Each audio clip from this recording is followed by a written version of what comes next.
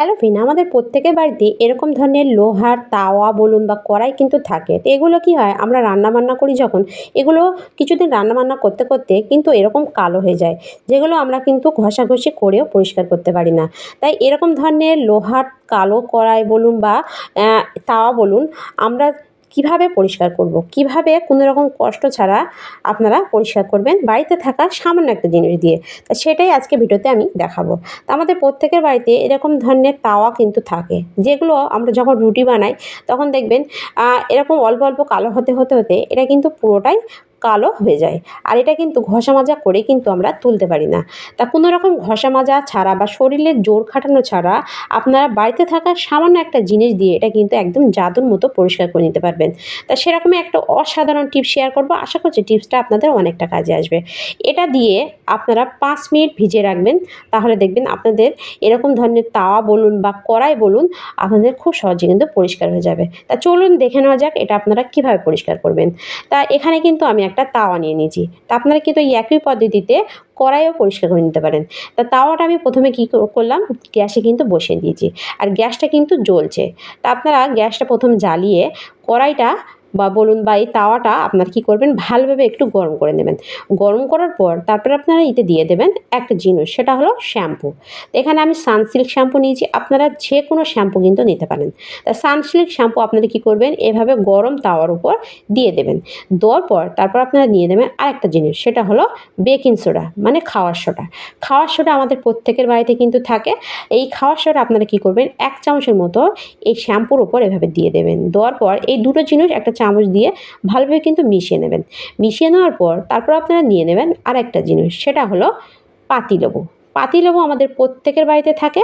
আর পাতিলেবুও কিন্তু যে কোনো ধরনের জিনিস বা কালো দাগ তুলতে কিন্তু অনেকটাই কার্যকরী। তো এখানে কিন্তু আমি পাতিলেবুটা, আধখানা পাতিলেবুর রস কিন্তু এখানে দিয়ে দিয়েছি। দেওয়ার পর আপনারা কী করবেন, এই জিনিসটা মেশানোর পর তারপরে দিয়ে দেবেন অল্প একটু, সামান্য একটু জল। সামান্য জল দিয়ে এটা যখন দেখবেন দিলে এটা একদম কিন্তু ফুটে উঠবে। এভাবে এভাবে যখন ফুটে উঠবে তখন এই কড়াইয়ে লেগে থাকা যাবতীয় ময়লা বলুন বা কালো স্পট এই জলের সঙ্গে কিন্তু খুব সুন্দরভাবে উঠে যাবে। যেহেতু এখানে বেকিং সোডা দেওয়া আছে, লেবু দেওয়া আছে, এর কারণে কিন্তু জমে থাকা বহু বছরের নোংরা কালো ময়লা কিন্তু একদম কিন্তু নরম হয়ে যাবে আর কিন্তু উঠে যাবে। দেখুন আমি আপনাদের সামনে কিন্তু করছি। এটা যত ফুটবে এর ভেতরে যে জমে থাকা কালো ময়লাগুলো ততই কিন্তু উঠে যাবে দেখুন।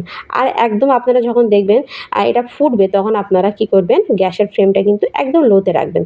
এভাবে লোতে রাখলে দেখবেন আস্তে আস্তে এটা কিন্তু খুব সুন্দরভাবে উঠে যাবে। আর এভাবে আপনারা কী করবেন, একটা চামচ দিয়ে এভাবে একটু নেড়ে দেবেন এভাবে। আর দেখুন কতটা ময়লা উঠছে। আমি কিন্তু এখানে এখনও পর্যন্ত কোনো হাত লাগাইনি বা কোনো রকম ডলাডুলিও কিন্তু করিনি। এখানে কিন্তু আমি আবারও একটু অল্প করে জল দিয়ে দিচ্ছি এভাবে। জল দেওয়ার পর এরপর আমি কী করব, নিয়ে নেব লেবুর খোলা। লেবুর খোলাটা কিন্তু আমি ফেলিনি, সেটা কিন্তু আছে।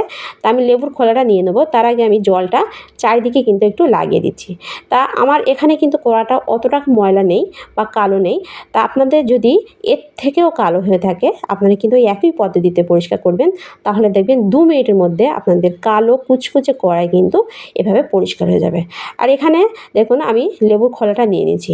নেওয়ার পর এরপর আমি নিয়ে নেব কাঁটা চামচ। কাঁটা চামচটা আপনারা কী করবেন, এভাবে লেবুর খোলার পিছনে এভাবে একটু ফুটিয়ে এভাবে রেমেডিটা চারিদিকে এভাবে কিন্তু লাগিয়ে দেবেন। এভাবে লাগিয়ে দিলে দেখবেন যেখানে যেখানে এরকম কালো ময়লা মানে লেগে থাকবে, সেসব ময়লাগুলো কিন্তু একদম উঠে যাবে। তো এভাবে আপনারা কী করবেন, কিছুক্ষণ এভাবে লাগানোর পর আপনারা এটা ভালোভাবে একটু ফুটিয়ে এটা গ্যাসটা অফ করে দেবেন। তো এটা আমি নামিয়ে নেব। তা দেখুন এখানে কিন্তু আমি নামিয়ে নিয়েছি। আর একটু ঠান্ডা হলে আপনারা কী করবেন, এটা একটু মেজে নেবেন। খুব ঠান্ডা মানে করবেন না, তাহলে কিন্তু এটা আবার জমে যাবে। তা আপনারা এভাবে একটু গরম অবস্থায় কিন্তু এভাবে ধুয়ে ফেলবেন। তো দেখুন এখানে কিন্তু আমি একটা স্কচব্রাইট জালি নিয়ে নিয়েছি। আর দেখুন হাত দিয়ে সামান্য একটু টাচ করেছি, এখানে কিন্তু আমি কোনো রকম জোরও খাটাইনি। দেখুন ময়লাগুলো কতটা উঠে যাচ্ছে। তো এভাবে আপনারা কিন্তু কোনো রকম ঘষাঘষি বা কোনো রকম শরীরে জোর খাটানো ছাড়া আপনারা কিন্তু এর থেকে কালো করাও খুব সহজে পরিষ্কার করে নিতে পারবেন। তো আপনারা একটা কাপড় দিয়ে এভাবে ধরে নেবেন, না হলে কিন্তু হাতে লেগে যেতে পারে। তো এভাবে ধরে আপনারা সামান্য একটা জালি দিয়ে এভাবে একটু হালকা হাতে ডলা দেবেন, তাহলে দেখবেন খুব সহজে এই ময়লাটা কিন্তু যতটা থাকবে সেটাও কিন্তু উঠে যাবে। তো এটা আমি ভালোভাবে মেজে নেব, মেজে নিয়ে তারপর আমি আপনাদের দেখাচ্ছি এটা কেমন পরিষ্কার হয়। এভাবে সামান্য একটু ডলা দিয়েছি দেখুন। তা কোনো রকম ঘষাঘষি ছাড়া আপনারা চাইলে কিন্তু এভাবে কালো কুচকুচে কড়াই বলুন বা তাওয়া আপনারা কিন্তু নিমেষের মধ্যে পরিষ্কার করে নিতে পারেন। তা দেখুন, তো এখানে আমি ভালোভাবে একটু ডলে তারপরে দেখাচ্ছি। তারপরে দেখুন এখানে কিন্তু আমার তাওয়াটা মাজা হয়ে গেছে, আর এটা আমি এরপরে ধুয়ে নেবো। তা দেখুন কতটা পরিষ্কার হয়েছে দেখুন, আর কতটা ময়লা ছিল সেটাও আপনারা দেখেছেন। একদম সামান্য একটু ডলাতে কিন্তু তাওয়াটা খুব সুন্দরভাবে পরিষ্কার হয়ে গেছে। তো এভাবে আপনারা কিন্তু কোনো রকম ঘষা মাজা ছাড়া বা কোনো রকম শরীরের জোর খাটানো ছাড়া আপনারা চাইলে আপনাদের বাড়িতে থাকা পুরানো কড়াই বলুন বা তাওয়া এভাবে নিমেষে পরিষ্কার করে নিতে পারেন। ভিডিওটি পর্যন্ত ভালো লাগলে লাইক, কমেন্ট, শেয়ার করতে ভুলবেন না, আর সাবস্ক্রাইব করে অবশ্যই আমার পাশে থাকবেন। দেখা হবে নেক্সট ভিডিওয়। বাই।